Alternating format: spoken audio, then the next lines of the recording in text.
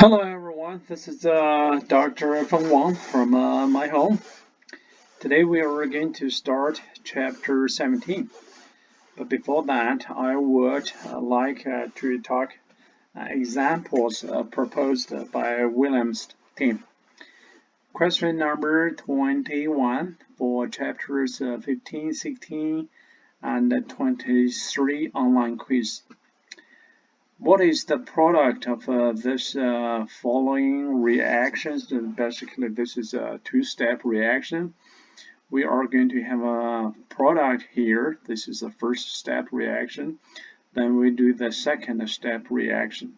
So we need to figure out the final product here of this two steps reaction. Well, I repeat this many times whenever you see H mu or peroxy molecules. Think about a radical mechanism. So very likely, the first step product is a radical reaction. So the bromination, bromine, either bromine or sometimes we use NBS. NBS in your mind is equal to lower concentration, very low concentration of the bromine. So we do a radical reaction first, then we do something else. Let's do step by step. Okay, the first step, bromination of basically this at this position. This is a very unique position, the first carbon.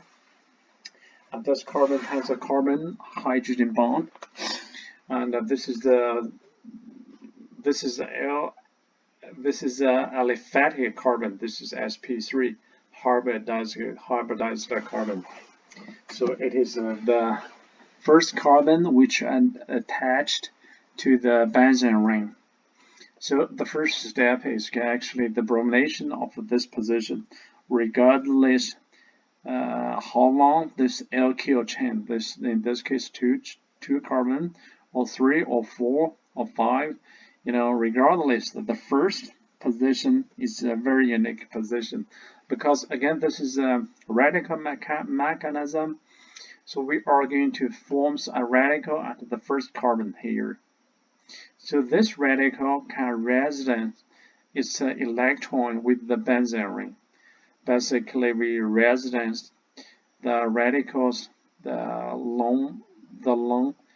single electrons, either at this position, or this position, or this position, or this position, multiple positions.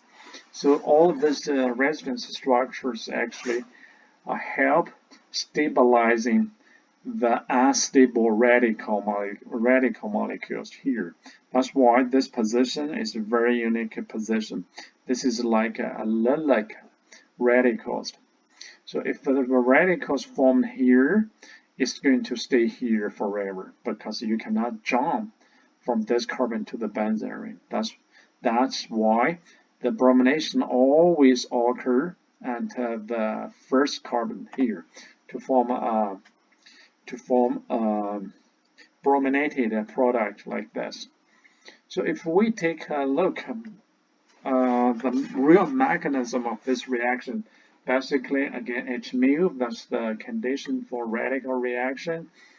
The UV light, very high energy, first breaks the bromine molecules. Two bromine atoms breaks from the metal, forms the two radical bromine radicals. This step is considered initiation step. The initiation step basically is the step that generates the radicals, two radicals in this step. The next step, the radical actually attack this carbon-hydrogen bond. That's why we need a carbon-hydrogen bond for this carbon. If there is no carbon-hydrogen bond, we don't have this reaction. So two requirements, carbon-hydrogen bond, and the first carbon which connects to the benzene. It's not the second, not the third. So to form this benzylic radical, again, this radical molecule can resonance this single electrons to the multiple positions in the benzene ring, which helps stabilizing this radical. That's why the reaction occurs here.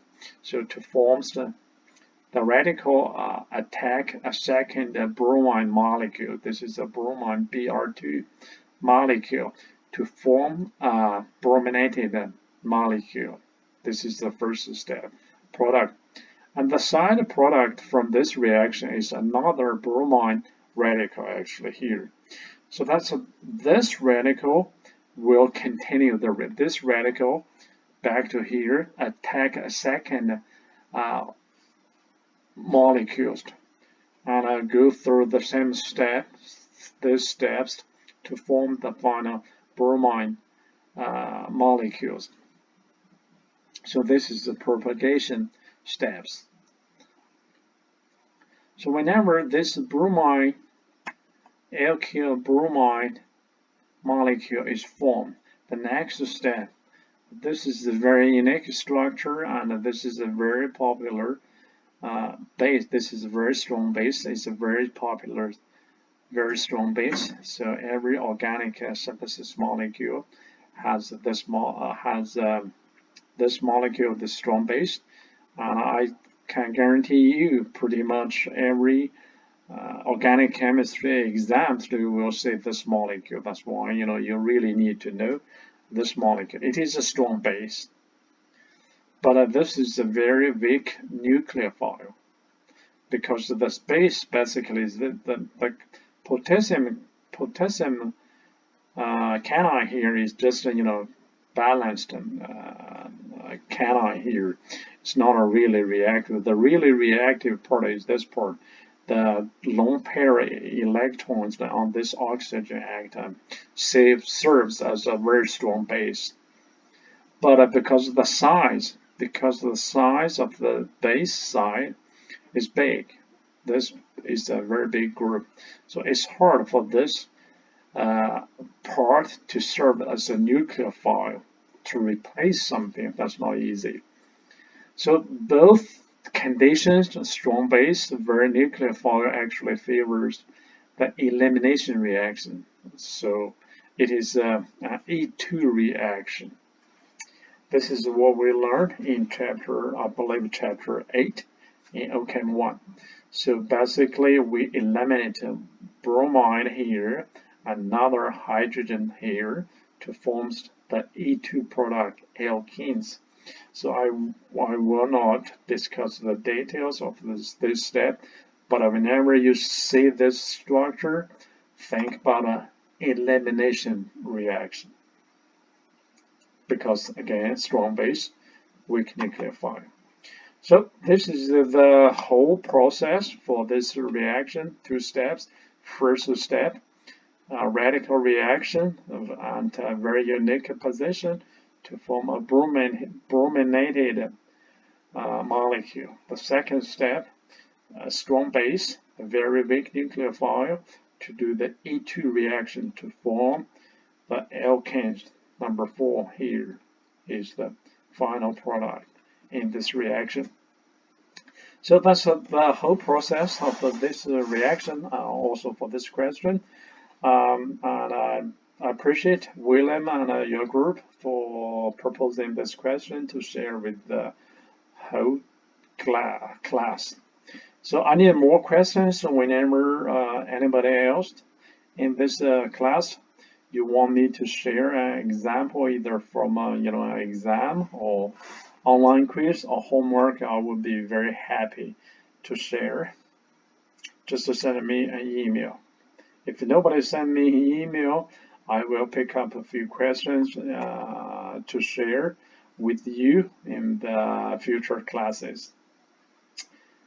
All right, now let's start chapter 17. This is the beginning of a bigger part about carbonyl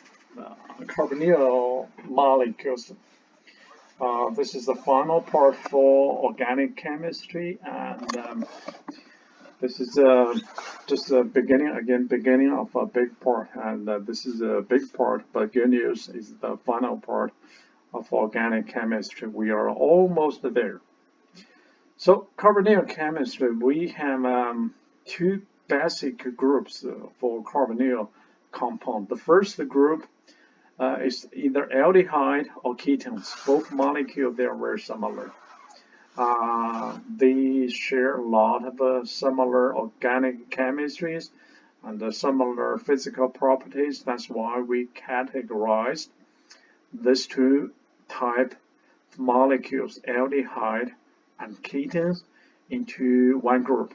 Actually, we are going to discuss some reactions of aldehyde and ketone in this chapter, and then we are going to have a whole chapter 18, for these two molecules, aldehyde and ketone. The second group of molecules actually we covered in OChem 1 last semester. That's I believe it's chapter 21. It's like a carboxylic acid chloride esters, and amide. Basically, that's the chapter for acid derivatives. Again, all these molecules are acid derivatives, acid chloride, esters, amide. Actually, in OChem 1, in that chapter, we also had another molecule. It's called a anhydride. Anhydride actually categorized into these groups. Again, they share a very much similar properties and reactions. That's why we categorized them into one group, and we are going to discuss a lot of reaction of these molecules in this chapter. Well, stereochemistry always very critical for organic, particularly for modern organic synthesis. The structure, the 3D structure or the shape of the molecules are very critical. So the key point for carbonyl groups, again, carbonyl compound is this carbonyl group. This is a functional group, so we do a lot of reactions from this carbonyl groups. So this is the structure, 3D structure. This is a trigonal planar, 120 bond angle. We can draw a second resonance structure because this oxygen is a very strong electronegative atom. We can draw the second valid resonance Lewis structure. And this structure is particularly very important is because you see this carbon bears positive charge. Why carbonyl compound have a lot of reaction? Because this carbon bears positive charge. So if you have some molecules bear a negative charge, it's going to attack this carbon here. That will cause a lot of organic reaction. So the first reaction is called nucleophilic addition reaction. This is basically for aldehyde and ketone for the first group of carbonyl compound. So if we have a nucleophile, again, nucleophile normally have either negative charge or a lone pair of electrons. So they always want to share with share their electrons with something that bears positive charge. In this case, the carbonyl carbon bears positive charge. So they are going to do the reaction. To do the addition reaction, first step, form an oxygen anion. So this is just intermediate. So we are going to do the second step to protonate this oxygen anion to form an alcohol. So why we call this a nucleophilic addition reaction? Because this is a nucleophile. Addition reaction, the nucleophile actually added to this carbonyl carbon. The final product is alcohol. So we can analyze the reactivity. Actually, aldehyde is more reactive because the steric effect is lower compared to ketone because hydrogen much smaller than alkyl group here. The second reason is the inductive effect.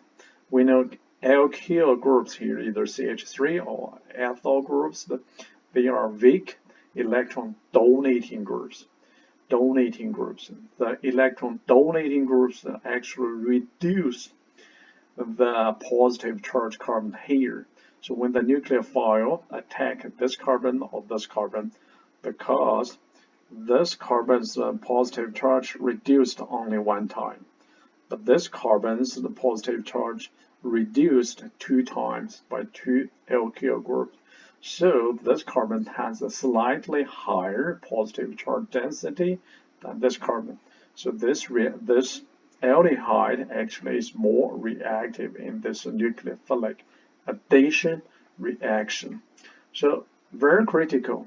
This reaction only for either aldehyde or the ketones, which means if this side either hydrogen or alkyl groups, because the hydrogen and alkyl group in either methyl or ethyl or propyl alkyl group, they are not living group. They never leave this molecule.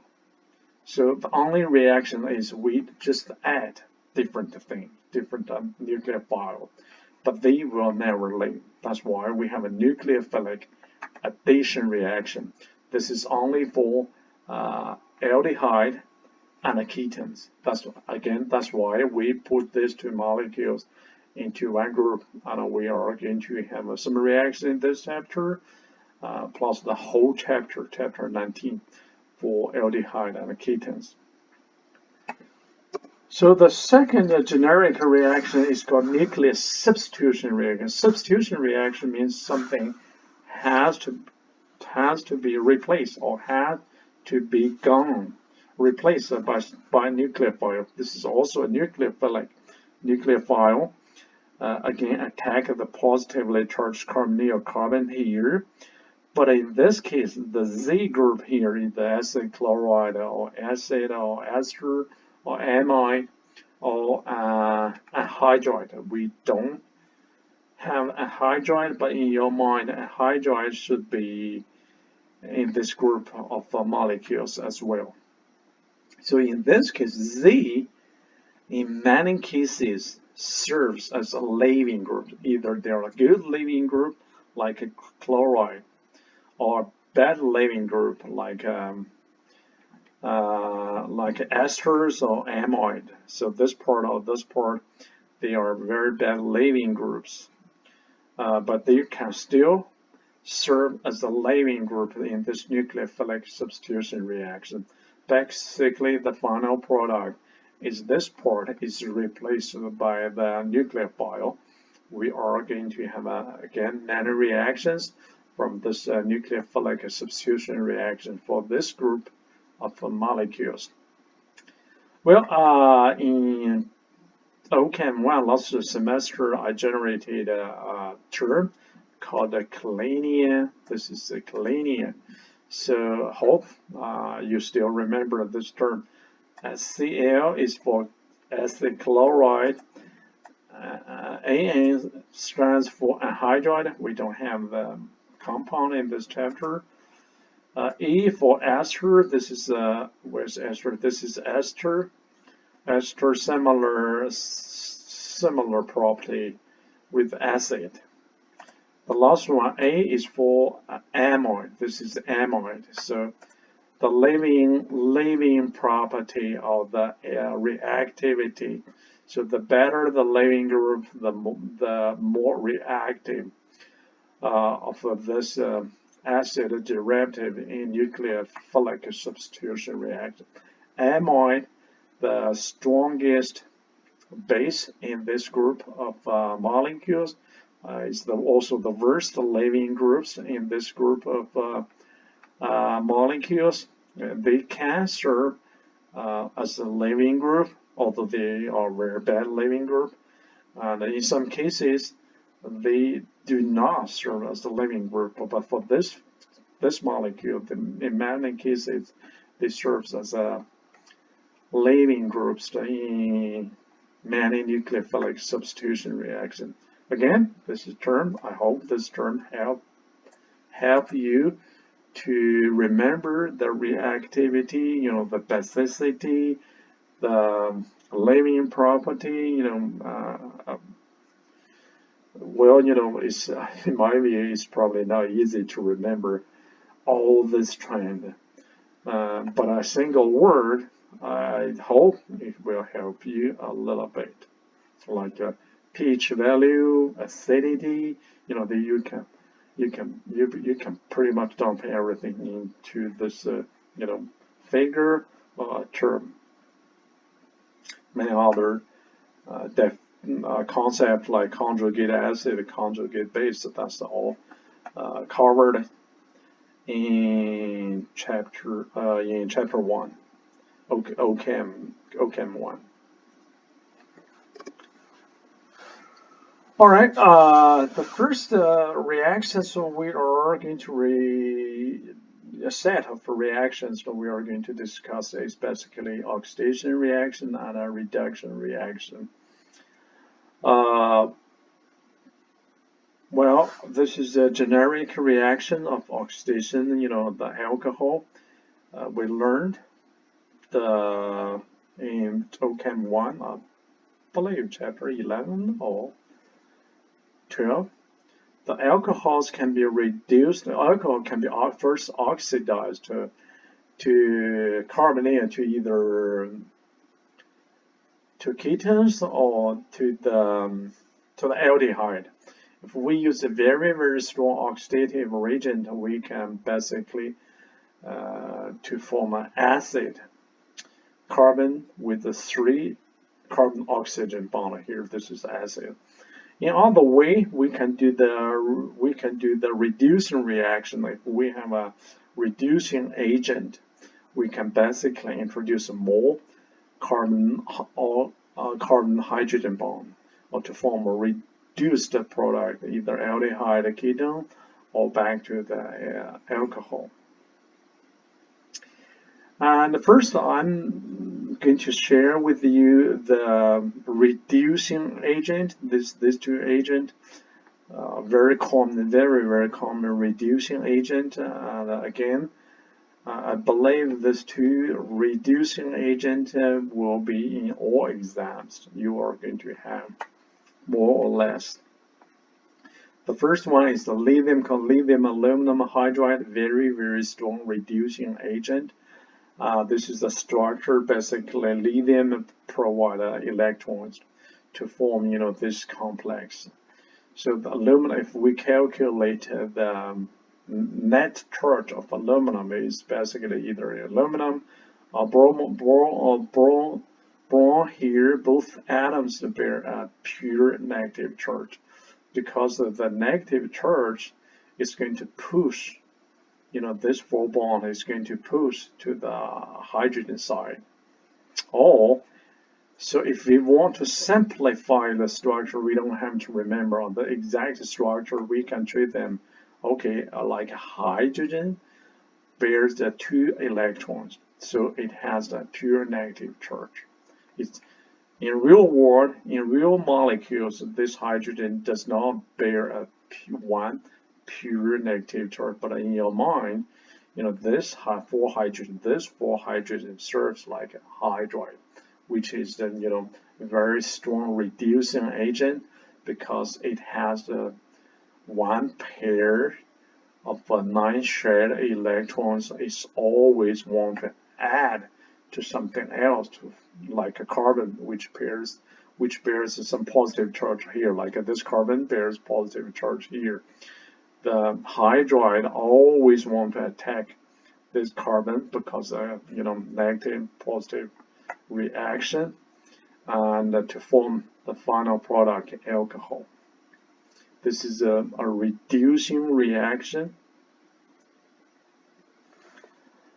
The details of this reaction, like aldehyde here, aldehyde can be reduced by sodium boron hydride to form this is a 2-step reaction. First, reducing reaction. The reducing reaction, basically hydride we can just treat this a hydride, either a sodium boron hydride or a lithium aluminum hydride. This is hydride attack this carbonyl carbon in the aldehyde or the ketone to form the oxygen anion. The next second step is the protonation of this oxygen anion to form the alcohol groups.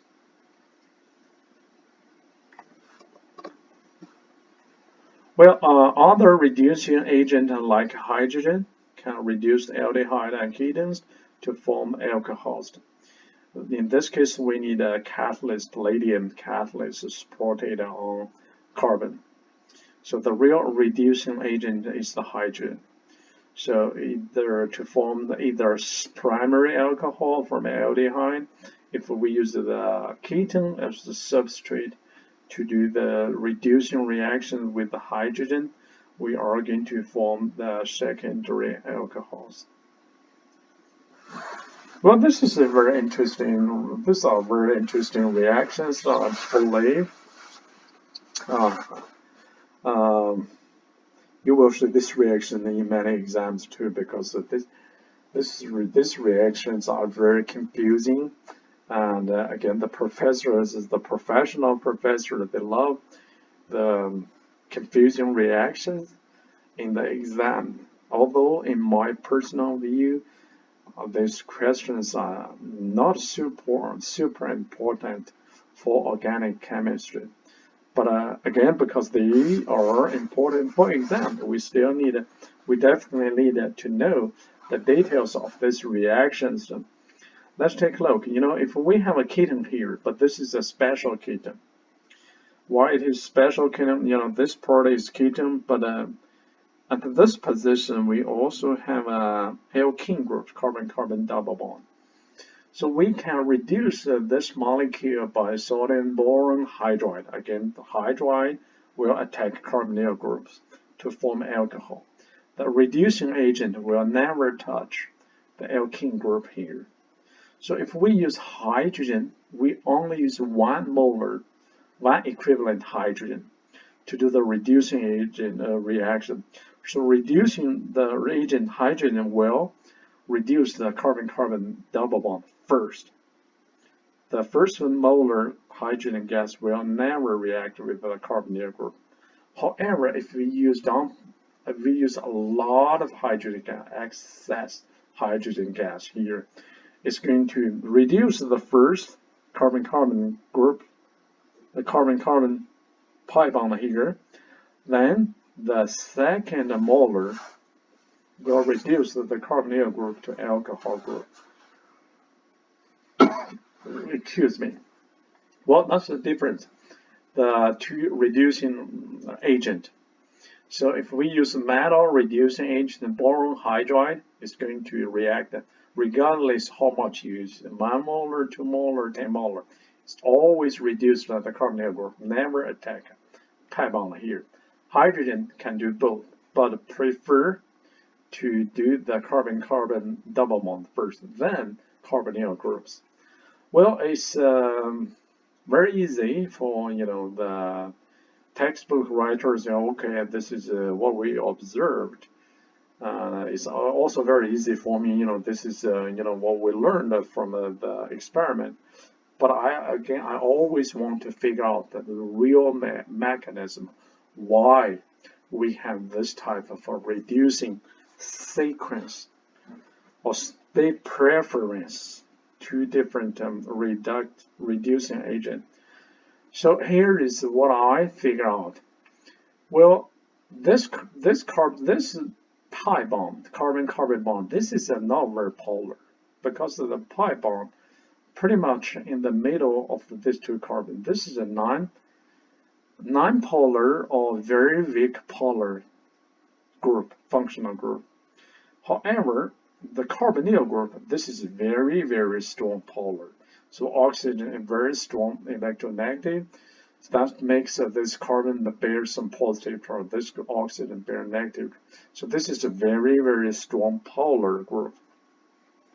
So when we take a look at the structure of the two reducing agent, This is a very polar reducing agent. Again, this is hydride. Very polar. So the polar will only react with the polar group.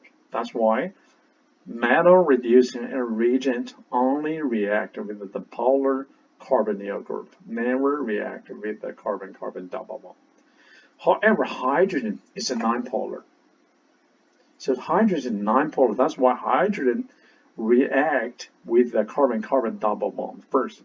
But why hydrogen? If you have an excess hydrogen, 2 molar or 10 molar hydrogen, it's eventually going to react with this carbonyl group. It's because I think the size, this reducing reagent, hydrogen, is very, very small. But this reducing agent is much, much bigger than hydrogen. So because of the size, so it's not preferred to react with the carbonyl group to do the reducing reaction. But again, it is small. Eventually, if you have a lot, it's going to reduce the carbonyl groups into alcohol. Well, that's my explanation, and I hope this will help you to understand this reducing reactions. All right, now let's take a 5 minutes break, then we continue the discussion of carbonyl compounds reaction.